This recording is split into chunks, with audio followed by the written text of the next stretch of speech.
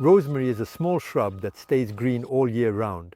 Depending on the variety, its fragrant flowers can be pink, blue, violet, or shades of blue. It is a shrub that can be easily propagated by cuttings in the summer.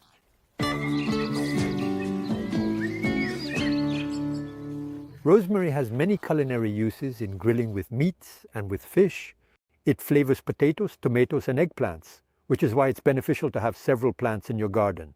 It can be propagated by seeds in the spring or by cuttings in a mini greenhouse after flowering, that is, from summer to fall. Here are two cutting techniques from a branch. The first cutting method is heel cutting. You take a secondary shoot from the main branch with a heel cutting. Carefully remove the small leaves at the base. Cut the top in such a way as to obtain a tip cutting of less than 10 centimeters. The second method is tip cutting. You take a shoot from the current year, which is more tender than the previous one but sufficiently matured. Also, remove the lower leaves. Trim the tip to less than 10 centimeters for good balance. Whether it's a heel cutting or a tip cutting, the container is the same, namely a pot large enough to hold the mini greenhouse made from a bottle.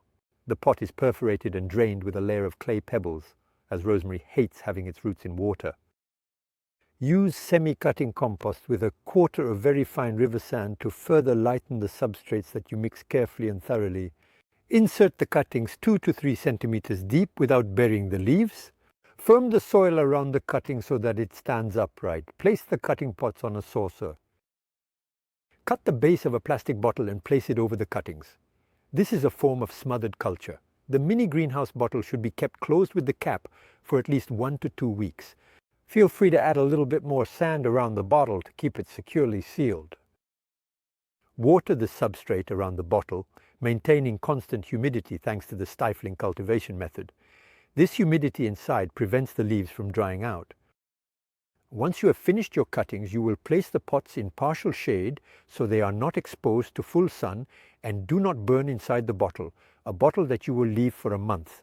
Then after a month you will place these buried cuttings in full sun until spring.